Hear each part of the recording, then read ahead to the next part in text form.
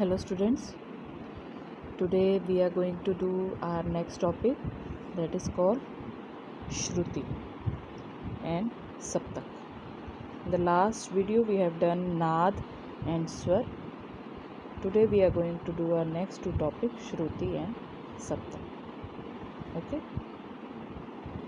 so first of all I'll show you from book श्रुति। जैसा कि हमने लास्ट वीडियो में पढ़ा था कि नाद क्या है।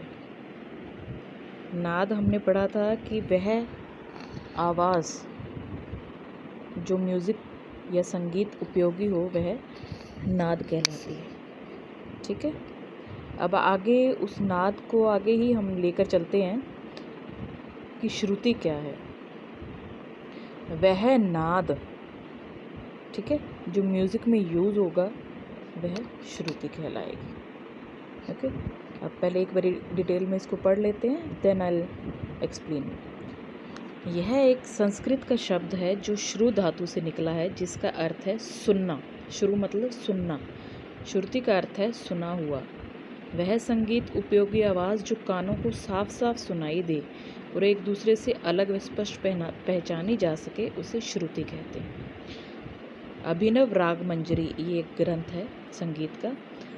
अभिनव राग मंजरी नामक संगीत ग्रंथ में भी इस प्रकार इसकी परिभाषा दी गई है कि वह आवाज़ जो गीत में प्रयोग की जा सके और एक दूसरे से अलग स्पष्ट पहचानी जा सके, उसे श्रुति कहते हैं।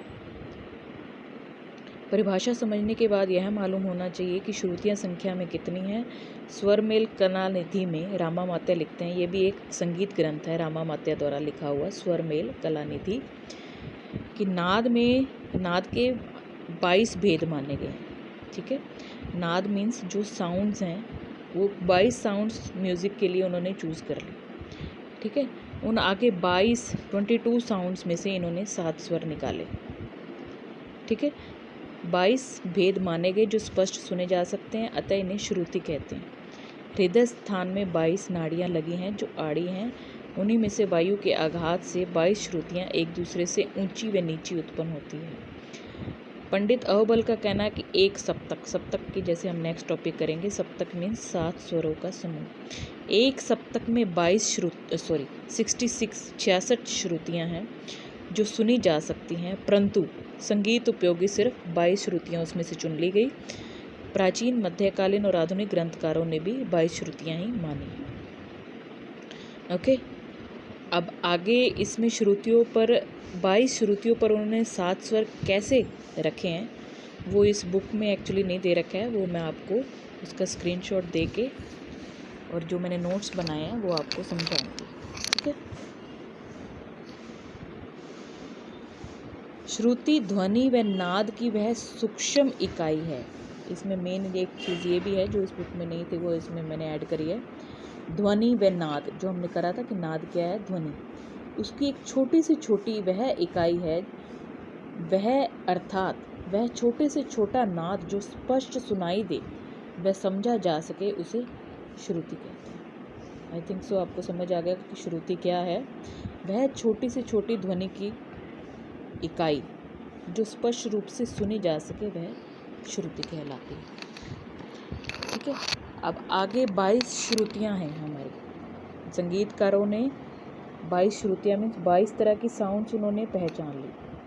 उन 22 साउंड्स को उन्होंने 7 स्वरों में कैसे आगे डिवाइड किया है वो मैं आपको बताती हूँ। इसमें से एक छोटा सा ना फॉर्मूला है, फॉर्मूला कह लो या कुछ भी कह लो, ये आपको याद करना है एज इट इज़, इसको क्रैम कर लीजिएगा। एक बार बोलना है 4 3 2 4 4 3 2। क्या है? 4 3 2 4 4 3 2। ये आपको ऐसे इजी रहेगा याद रखना, 4 3 2 4 4 3 2, एक टेबल की तरह इसको याद कर लीजिएगा। अब ये है क्या? श्रुति विभाजन। पहले हमने 22 नंबर लिख लिए, मीन्स हमने 22 श्रुतियाँ ऐसे लिख ली। ठीक है, उनमें सारे गामा पाधा नी, ये 7 स्वर इन्होंने इसके अकॉर्डिंग डिवाइड किए। 4 3 2 4 4 3 2। कैसे? 4 पहली 4 छोड़ के सा आ गया, 3 रे, 2 गा, चार मा चार पंचम तीन धैवत धा दो चार चार तीन दो चार चार तीन दो। तो ये श्रुतियों का डिवाइडेशन है। नंबर्स ये स्वर मैंने लिखे हैं कि कौन सी श्रुति पे सारेगामा है। 4 7 9 13 17 20 22। ठीक है, ये श्रुतियों का विभाजन है जो बुक में नहीं आपके दिया हुआ, तो ये आपको यहाँ से डिटेल में समझ आ गया होगा। लेकिन फिर भी अगर आपको कोई प्रॉब्लम है तो you can call me, I will explain you. वैसे इतना मुश्किल नहीं है, आपको समझ आ जाना चाहिए। अब आगे 3 बातें और लिखनी हैं कि श्रुति के लिए 3 बातों का होना आवश्यक है।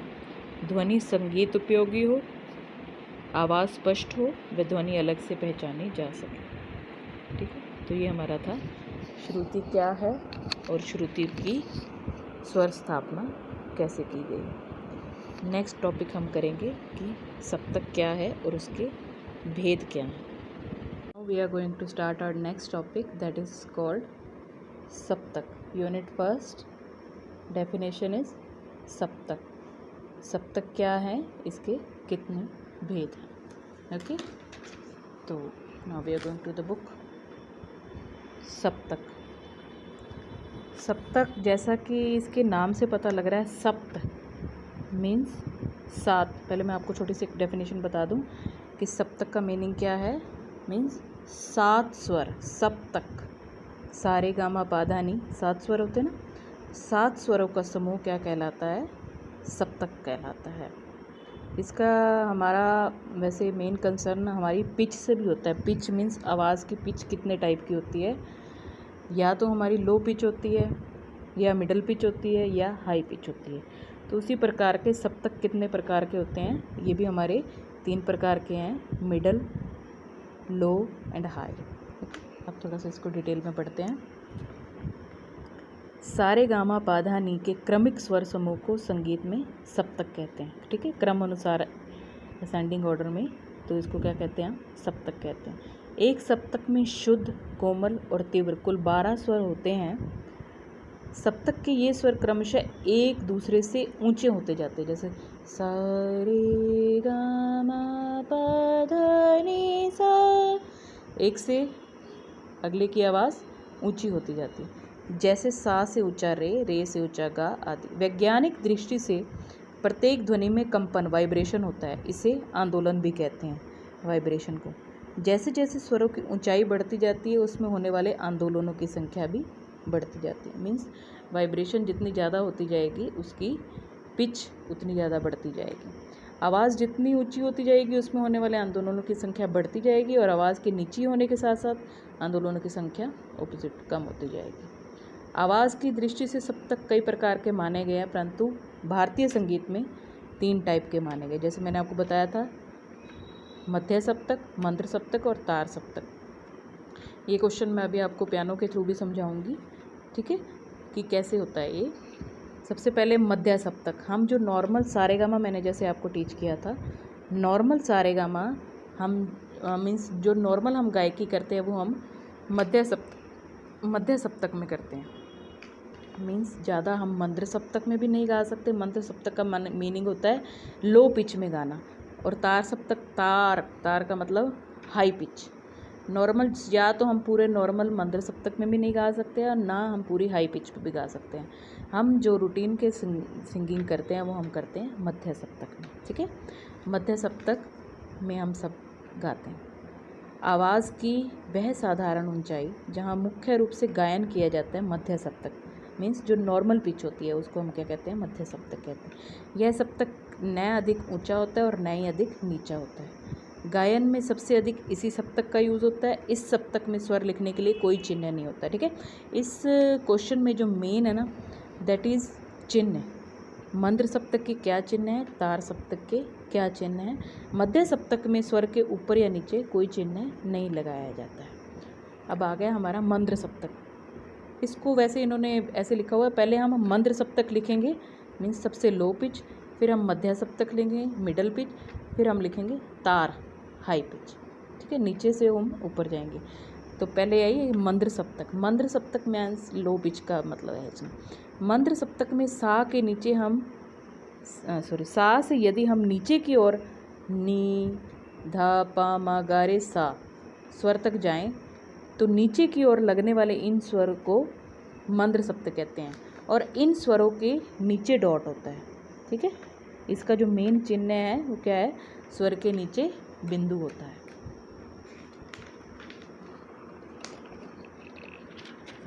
मंद्र सप्तक के स्वरों की ध्वनि मध्य सप्तक के स्वरों से कुछ नीची होती है। गाने में मंद्र सप्तक के नी ध प म स्वर तक ही अधिकतम जाया जा सकता है, लेकिन वादन मीन्स जब हम कोई इंस्ट्रूमेंट प्ले कर रहे होते हैं में वादक मंद्र सप्तक के सा तक के स्वरों पर जाता है। मंद्र सप्तक के स्वरों को दिखाने के लिए स्वर के नीचे, मैंने आपको बताया, स्वर के नीचे बिंदु होता है।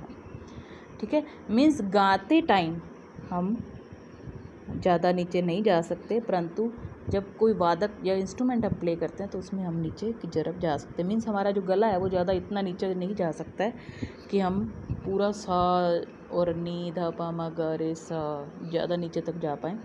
पर जब हम कोई इंस्ट्रूमेंट प्ले करते हैं तो उसमें हम जो लो पिच है वो हम पूरी प्ले कर सकते हैं।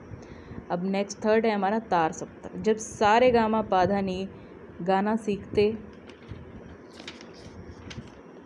गाना सीखते हैं, नी के बाद फिर सा तक गाकर स्वरों का आरोह किया जाता है और तार सप्तक का सा गाया जाता है। इस प्रकार 7 स्वरों का यह समूह सा रे गा मा पा धा नी, इसमें क्या होता है, इसमें स्वर के ऊपर बिंदु होता है, दैट इज़ कॉल्ड तार सप्तक। तार सप्तक के स्वरों के ऊपर बिंदु लगाया जाता है, जैसे सारे।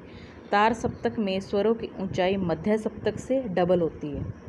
ठीक है, तार सप्तक में स्वरों की जो पिच होती है, ऊंचाई होती है, वो मध्य सप्तक से डबल होती है। सप्तक के स्वरों को गाते समय मस्तिष्क व तालु का मीन्स हमारे ब्रेन का और हमारे तालु का जोर पड़ता है। अब ये देखो, इन्होंने ये बना रखा है तीनों सप्तक। पहले मंद्र सप्तक आता है, मंद्र सप्तक के स्वरों के नीचे बिंदु लगाया गया है, मध्य सप्तक में कोई बिंदु नहीं लगाया गया है, तार सप्तक में स्वर के ऊपर बिंदु लगाया गया है। ओके, अब मैं ये आपको क्वेश्चन थोड़ा सा पियानो के थ्रू समझा देती हूँ, अगर आपको कोई कन्फ्यूज़न है।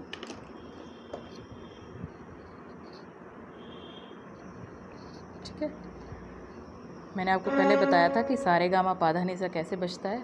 तो ये हमारा नॉर्मल पिच है। ओके, जो हम नॉर्मल सारे गामा बजाते हैं। इसके इस तरफ मंद्र सप्तक है। ओके, और इसके इस तरफ हाई पिच पे हम जाते हैं तो हमारा तार सप्तक शुरू हो जाता है। ठीक है, पहले मैं नॉर्मल सारे गामा बजाती हूँ।